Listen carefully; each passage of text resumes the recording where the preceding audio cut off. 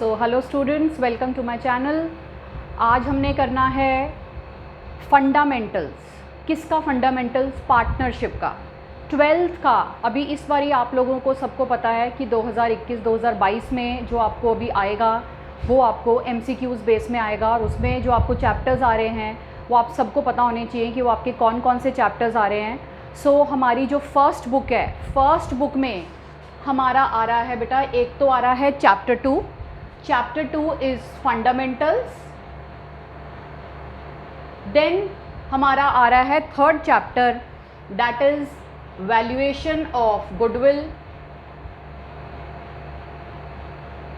उसके बाद chapter number 4, change in the profit sharing ratio.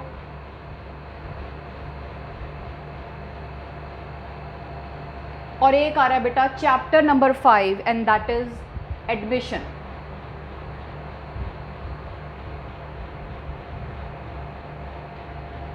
This is from your first book.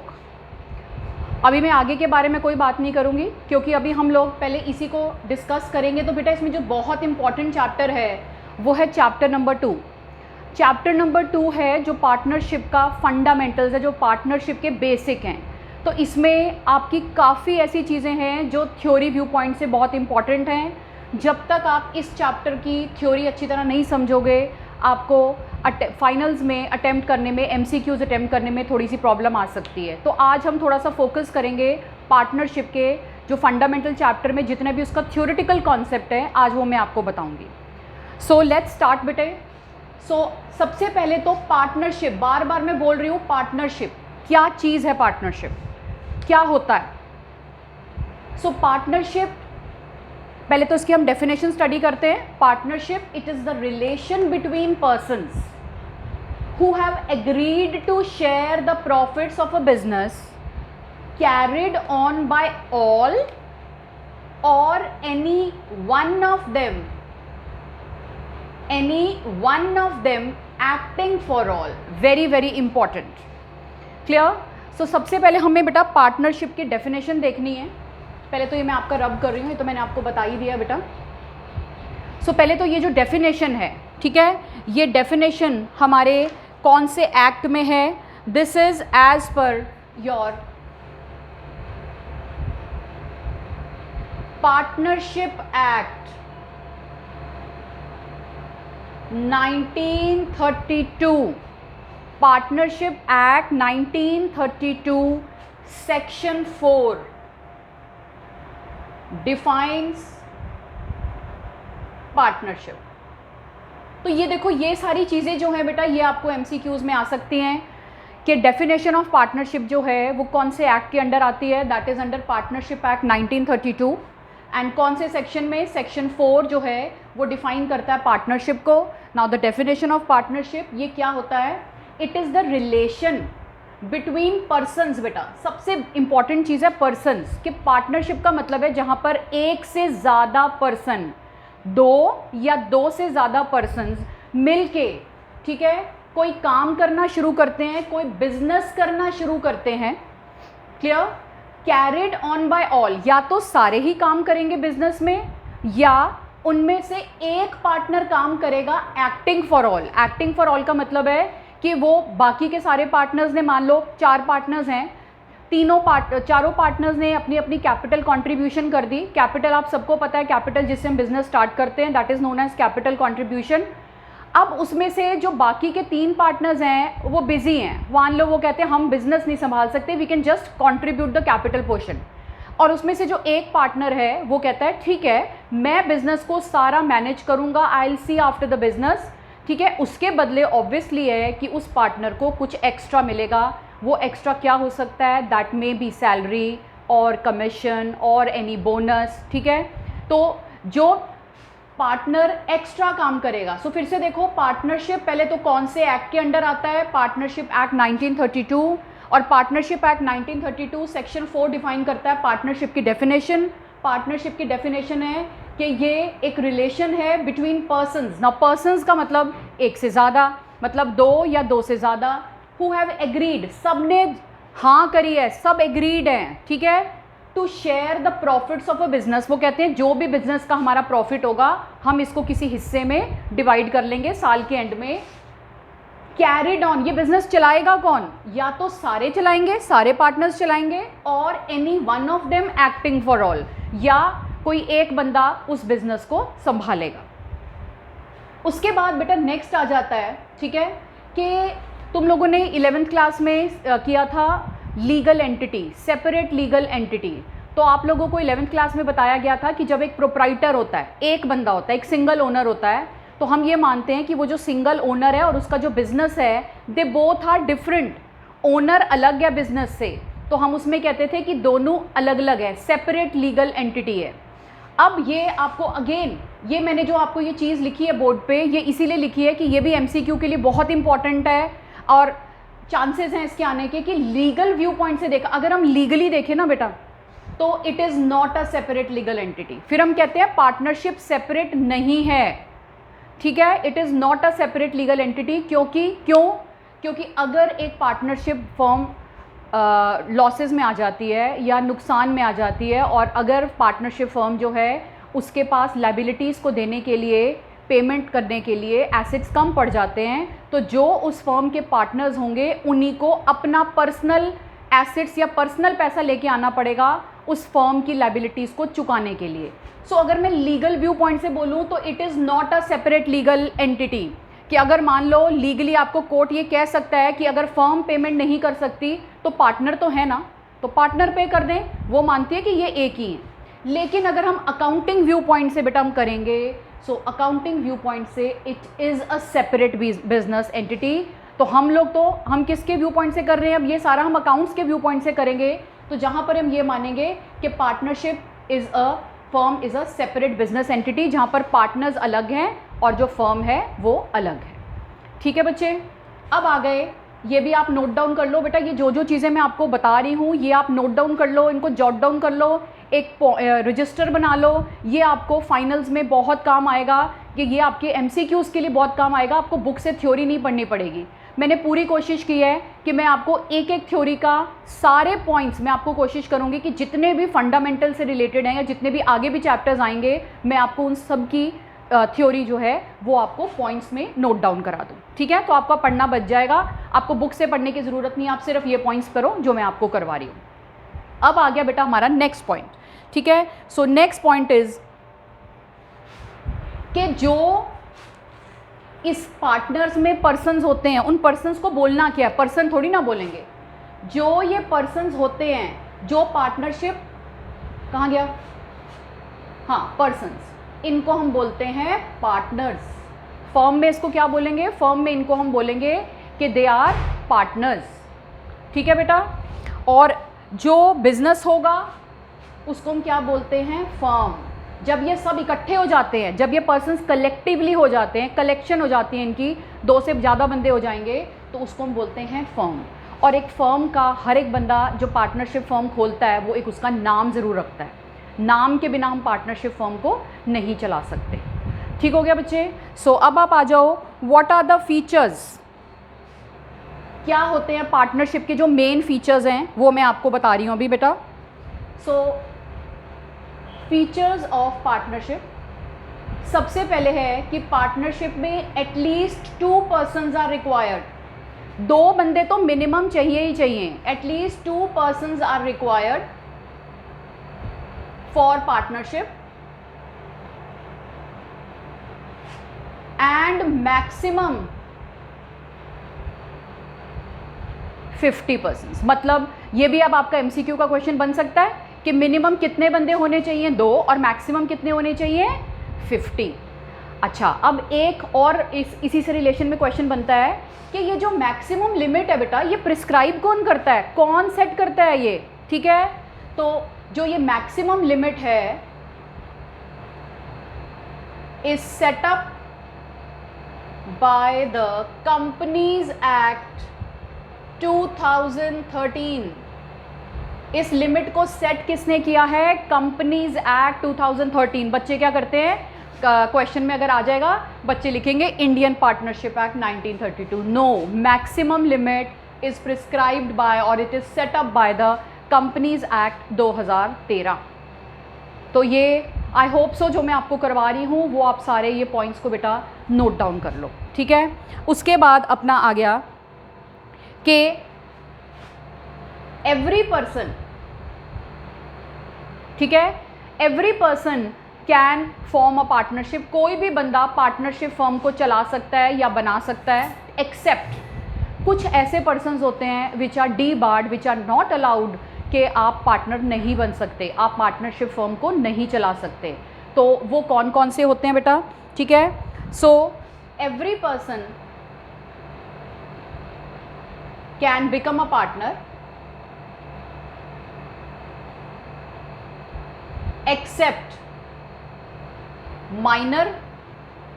Minor वो होता है बेटा, ऑब्वियसली सबको पता है, जो 18 साल से कम है वो माइनर जो होता है वो कॉन्ट्रैक्ट एंटर नहीं कर सकता, इसलिए minors are not allowed. Then persons of unsound mind, lunatic. Unsound mind मतलब जिनका माइंड ठीक नहीं है, ठीक है, जिनको दिमागी प्रॉब्लम है, वो भी इसको पार्टनरशिप में पार्टनर नहीं बन सकते। एंड लास्ट इज बेटा पर्सन्स डिस्क्वालिफाइड बाय लॉ।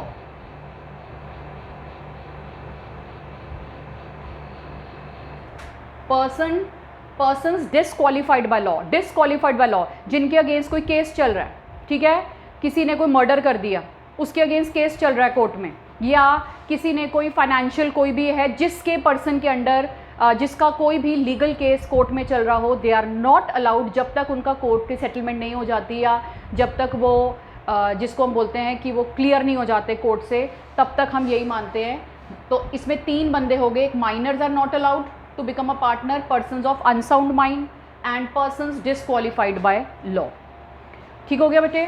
तो अभी हम देखो फीचर्स में मैंने आपको क्या बताया, कम से कम 2 बंदे, ज़्यादा से ज़्यादा 50 बंदे, और वो 50 बंदों की लिमिट किसने सेट करी है, कंपनीज एक्ट 2013 ने, ठीक है।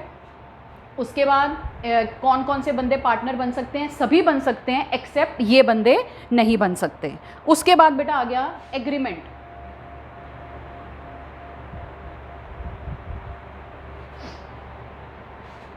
एग्रीड पार्टनरशिप में देखो बेटा, who have agreed to share, agree करने के लिए आज मैं बोल रही हूँ कि सब मान गए कि हाँ जी हम लोग पार्टनरशिप करने को तैयार हैं, तो एग्रीमेंट होना चाहिए। तो एग्रीमेंट में बी ओरल और रिटन। कई बार तो ऐसे होता है बेटा कि अगर हम लोग जैसे 2 भाई हैं, कहेंगे भाई घर की बात है, चलो रहने दो, क्या करना है, रिटर्न करके ओरली चल पड़ते हैं। तो जहाँ पर अपने कोई रिलेशंस होते हैं या ब्लड रिलेशंस होते हैं, वहाँ पर हम लोग पार्टनरशिप एक्ट में पार्टनरशिप में एग्रीमेंट जो होता है वो ओरली रख लेते हैं कि चलो ठीक है, एक दूसरे से ओरली बात हो गई, और रिटन। तो या हम लिख के करें। जो रिटन एग्रीमेंट होता है, ठीक है, written agreement is known as partnership deed. Written agreement को हम क्या बोलते हैं बेटा, पार्टनरशिप डीड। तो ये भी आपका एमसीक्यू बनता है कि रिटन एग्रीमेंट को हम क्या बोलते हैं, it is a partnership deed. अब कई लोग आपसे ये पूछेंगे या कि क्या असेंशियल है पार्टनरशिप डीड, तो अब हम अगला जो पॉइंट करेंगे वो ये करेंगे कि पार्टनरशिप डीड के बारे में डिस्कस करते हैं बेटा, ठीक है। पार्टनरशिप डीड,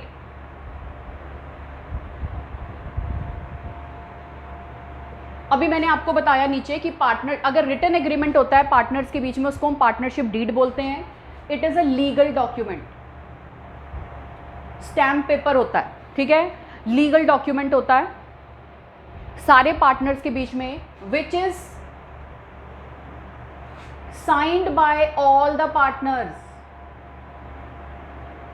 सारे पार्टनर्स इसमें इस डॉक्यूमेंट पे साइन करेंगे तभी एग्रीमेंट माना जाएगा। एग्रीमेंट का मतलब भी बेटा क्या होता है, जहां पर पार्टी सब एग्री कर रही हैं, हाँ कर रही हैं कि यस हम लोग रेडी हैं पार्टनरशिप फॉर्म में आने के लिए, ठीक है। So partnership deed is a written agreement, और this agreement is a basically it is a legal document which is signed by all the partners. अब कई लोग बेटा आपसे ये पूछेंगे कि क्या पार्टनरशिप डीड ज़रूरी है, ठीक है। तो अगर आपको कोई ये बोले कि क्या, हम बोलेंगे इट इज नॉट असेंशियल, जरूरी तो नहीं है, but it is desirable, but मेरे हिसाब से ये होनी चाहिए। बहुत इंपॉर्टेंट वर्ड्स है बेटा, it is not essential but it is desirable. Essential का मतलब है इट इज नॉट मैंडेटरी, जरूरी नहीं है कि आपको रिटर्न एग्रीमेंट ही करना है, but it is desirable, but better यही है कि एग्रीमेंट शुड बी रिटन। ठीक है, सो ये भी, तो ये जितनी भी पॉइंट्स मैं आपको लिखा रही हूँ बेटा, आपको ये बहुत हेल्प करेंगे फाइनल्स में, स्पेशली फॉर MCQs। सो ये आप बहुत ध्यान से लेक्चर देखो, आपको फर्स्ट लेक्चर समझ आएगा, तभी हम आगे नेक्स्ट लेक्चर करेंगे। तो अभी हम पहले मैं यही आपको करा रही हूँ पार्टनरशिप डीड का। सो अब आ गया बेटा कि पार्टनरशिप डीड में होता क्या है। ठीक है, so what are the contents और क्लॉजेज ऑफ पार्टनरशिप डीड, कि पार्टनरशिप डीड में क्या पॉइंट्स होते हैं, क्या लिखा होता है। बहुत सारे होते हैं, बट मैं आपको 7-8 पॉइंट्स जो मेन बता देती हूँ बेटा, वो क्या क्या क्लॉजेज होते हैं या क्या क्या पॉइंट्स होते हैं। सबसे पहले तो बेटा डिस्क्रिप्शन ऑफ द पार्टनर, कि कितने पार्टनर्स हैं, उनके नाम। ठीक है, डिस्क्रिप्शन ऑफ पार्टनर्स में उनका नेम आ जाएगा, उनकी एड्रेस आ जाएगा, उनकी एज आ जाएगी, ये सब चीज़ें, उसको बोलते हैं डिस्क्रिप्शन ऑफ द पार्टनर, कि जितने भी पार्टनर्स फर्म में आ रहे हैं या जिन्होंने भी एग्री किया है या जिन्होंने भी साइन किया है, उनके क्या क्या नाम हैं, उनका कहाँ पे एड्रेस है, उनकी क्या एज है। This is description of the partner, ये पहला कंटेंट हो गया आपका। ठीक है, नेक्स्ट इज बच्चे description of the firm.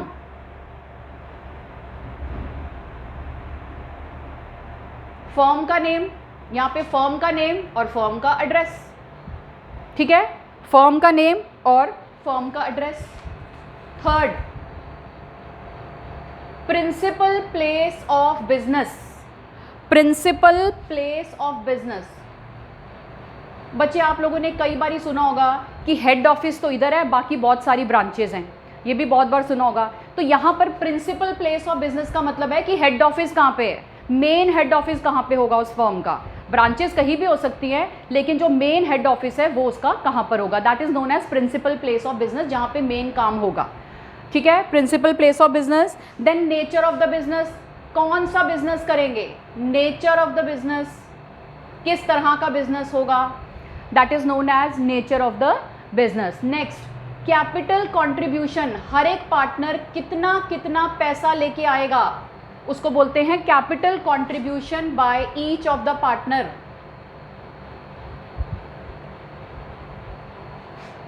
Next बच्चे, ठीक है, कैपिटल कंट्रीब्यूशन के बाद नेक्स्ट लिखो कि जब कोई पार्टनर कैपिटल लेके आएगा, उसके ऊपर इसको क्या मिलेगा, फर्म उसको क्या देगी, उसकी कैपिटल के ऊपर उसको इंटरेस्ट देगी, जिसको हम बोलते हैं इंटरेस्ट ऑन कैपिटल। तो पार्टनरशिप डीड में लिखा होगा कि इंटरेस्ट ऑन कैपिटल को किस रेट पे देना है, रेट की परसेंटेज आपको गिवन होगी। ठीक है, देन नेक्स्ट है बेटा इंटरेस्ट ऑन ड्रॉइंग्स। ड्रॉइंग्स आप सबको पता है, ड्रॉइंग्स होता है जब कोई पार्टनर या कोई प्रोप्राइटर अपने पर्सनल यूज़ के लिए फर्म से या बिजनेस में से कुछ निकलवा लेता है, पैसे निकलवा लेता है या गुड्स निकलवा लेता है, उसको हम ड्रॉइंग्स बोलते हैं।